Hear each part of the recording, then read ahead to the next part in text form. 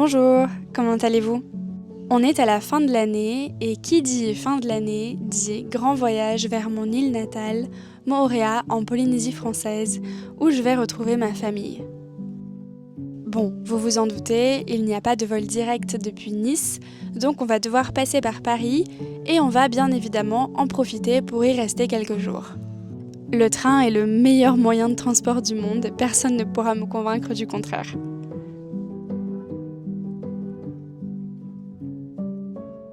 Comment est-ce qu'on peut à la fois se dire « Oh Paris, tu m'as manqué » et à la fois « Pas du tout, pas du tout ». Mais non mais pas du tout. Il y a du vent, il bruine, il fait froid. On m'a pas dit qu'il faisait aussi froid après Nice, j'ai plus l'habitude. Pour bien commencer mon séjour, je suis invitée à un goûter organisé par l'ambassade des États-Unis en France.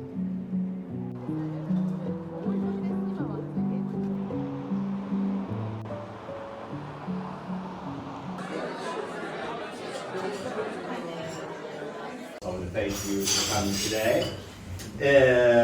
L'ambassade américaine apporte son soutien aux créateurs depuis des années. Nos équipes vous considèrent comme des experts dans vos divers domaines et des opportunités pour vous aider à amplifier votre contenu et à élargir votre réseau. C'était super intéressant. J'ai rencontré des personnes formidables. Vraiment, à chaque fois que je ressors de ce genre d'événement, je suis énergisée. Regardez le bel arc de triomphe derrière moi. Et je sais pas, j'ai le cœur rempli. J'ai la tête remplie aussi parce que je trouve ça très stimulant intellectuellement de parler avec ces gens. Et j'ai trouvé que l'ambiance était très bonne, détendue, sympathique, chaleureuse. Parfois, vous savez, on va à des événements avec d'autres influenceurs, entre guillemets, ou créateurs de contenu. Et les gens se prennent un peu pour des stars. Ils se prennent un peu pour des vedettes. Et là, pas du tout. C'était vraiment amical. Donc merci à l'ambassade des États-Unis d'organiser ce genre d'événement. C'est toujours un plaisir d'y participer.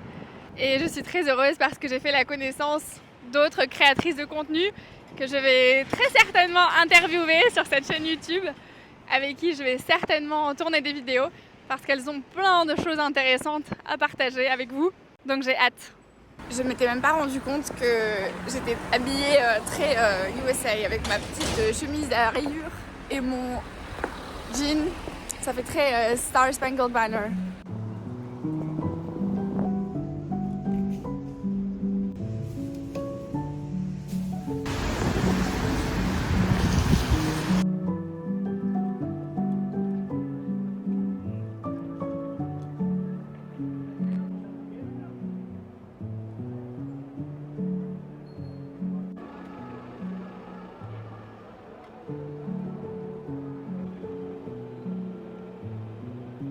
Je pars pour aller au spectacle de Noël.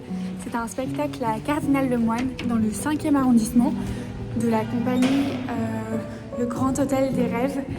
Et cette année, au mois de novembre et de décembre, ils font un spectacle sur les jouets de Noël des enfants.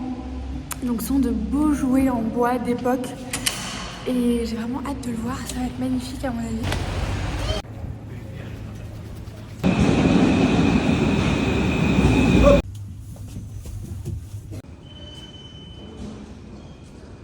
Si vous appréciez cette vidéo et mes vidéos en général, c'est que vous aimez apprendre le français en contexte, le français naturel, le français tel qu'il est vraiment parlé par les Français au quotidien.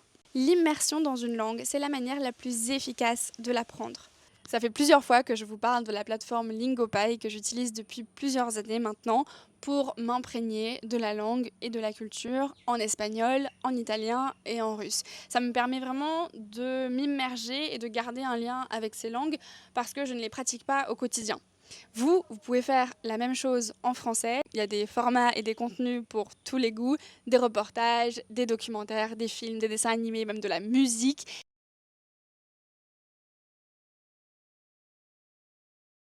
Qu'est-ce que vous faites? C'est une activité de famille. Ce que j'aime beaucoup, c'est que vous pouvez activer et désactiver les sous-titres, vous pouvez avoir les doubles sous-titres et surtout, vous pouvez faire des flashcards et noter toutes les expressions et tous les mots inconnus, tous les mots nouveaux et après vous testez là-dessus. Approved. En 2026, je vous recommande vivement de tester Lingopie. Vous m'en direz des nouvelles. Vous avez un lien en description avec 55% de réduction sur votre abonnement annuel.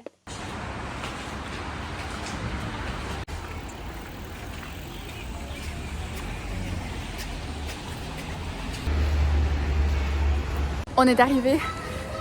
J'entends déjà les cris des enfants. Ce soir, avec mon amie Daria, on a eu droit à un spectacle immersif qui raconte la véritable histoire du Père Noël. Il y avait surtout des enfants ce soir, mais nous aussi, on a été enveloppés par la magie de Noël. Surtout moi, qui ai l'habitude de le fêter sous les tropiques.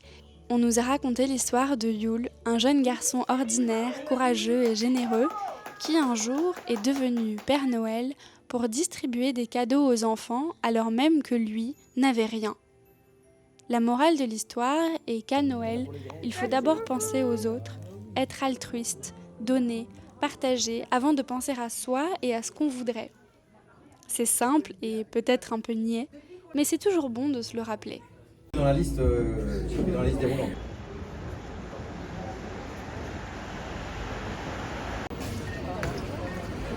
Les grenouilles que l'on fait bien passer au beurre, mais en fait c'est des cuisses de grenouilles. Oui. Et on met une cuillère de farine et de la crème pour 15 cents. Plus intéressant. Oui, c'est vrai. La mienne, elle est foncée. Ah oui, elle est belle. Ah bah oui. Oui, ça va.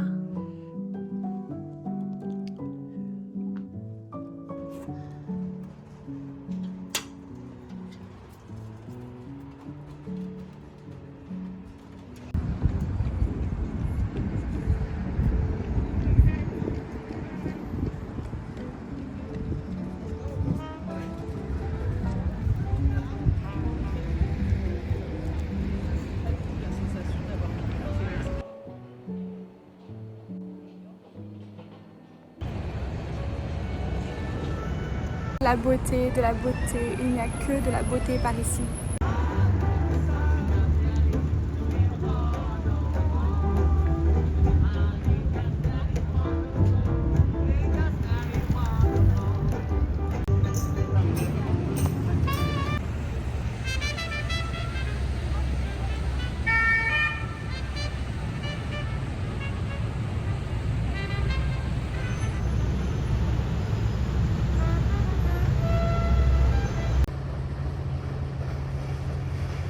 Il faut dire que c'est quand même agréable de se promener dans Paris au bord des quais de Seine avec la musique en fond,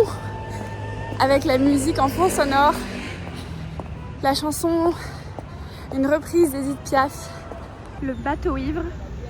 Le bateau ivre, c'est le titre d'un poème d'Arthur Rimbaud qui parle d'un bateau.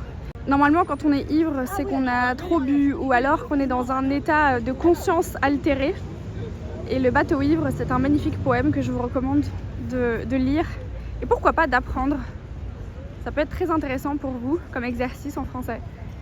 Je vous parle là depuis l'île de la Cité. L'île de la Cité, c'est une petite île au cœur de Paris. Vous savez que Paris a deux îles puisqu'elle a un long fleuve, la Seine, et elle a deux îles, l'île Saint-Louis et l'île de la Cité. Et là, on est sur l'île de la Cité et l'île de la Cité abrite un joyau de l'art gothique, un joyau architectural, un véritable chef-d'œuvre. Je n'y suis jamais allée, donc on va y aller pour la première fois. Notre-Dame de Paris, qui a été refaite, comme vous le savez, après l'incendie en 2019.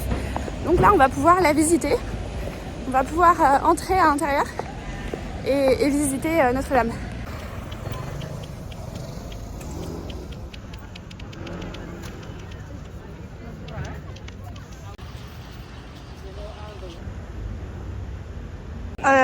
Regardez la population là, le peuple.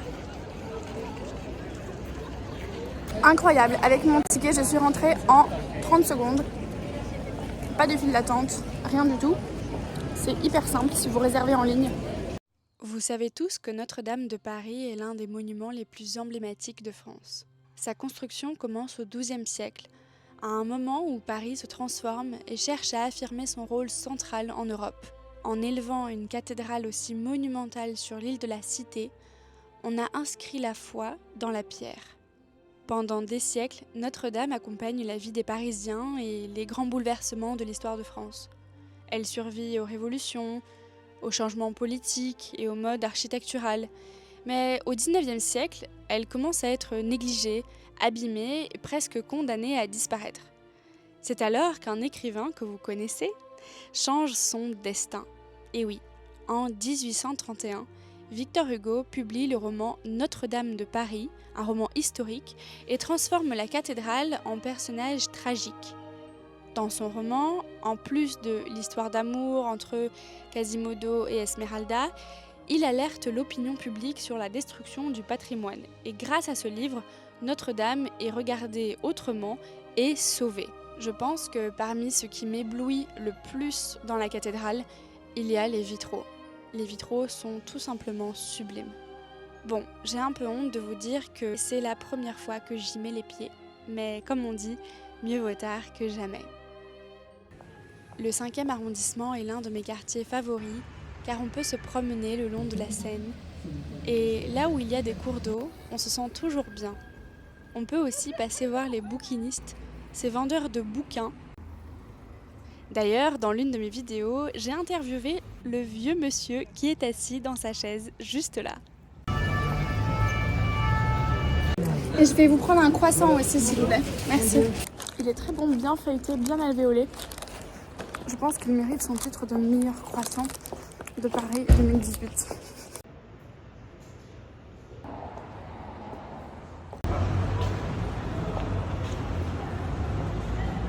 Un jeune américain vient de m'arrêter dans la rue avec de la lumière dans les yeux en me disant je regarde vos vidéos sur YouTube, etc. Et ça m'a fait tellement plaisir. Michel, si tu regardes cette vidéo, tu te reconnaîtras. Et je voulais juste vous dire qu'à chaque fois que je vous rencontre dans la rue, je vois vraiment les étincelles dans vos yeux et ça me fait tellement plaisir parce que je vois à quel point les vidéos vous aident et pour moi, il n'y a rien de plus important.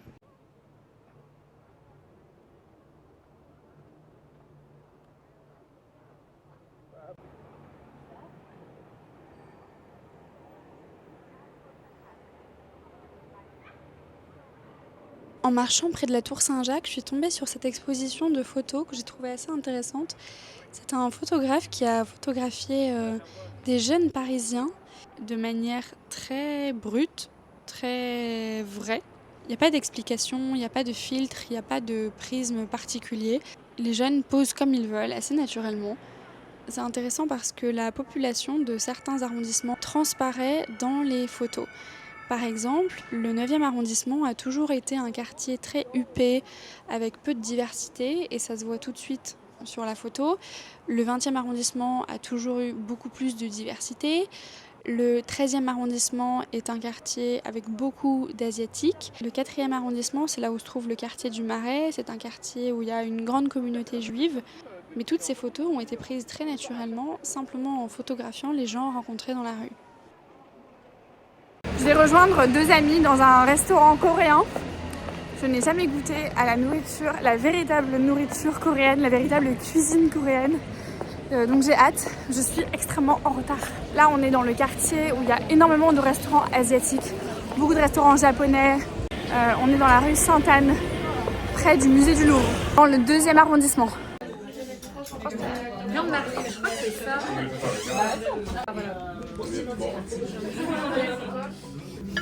C'est pas comme la France, c'est pas comme la cuisine française ou grecque. Les amis, on arrive à la fin de cette vidéo. J'espère que les images vous en auront mis plein la vue. Vous vous en doutez, c'est la dernière vidéo de l'année. On se retrouve en 2026, l'année prochaine, pour de nouvelles aventures. D'ici là, pensez bien à tout ce que vous voulez faire l'année prochaine et à tout ce que vous ne voulez pas faire. Écrivez-le moi en commentaire si vous voulez. Ça aide toujours de mettre des mots sur ses idées. Je vous dis à très bientôt et je vous embrasse.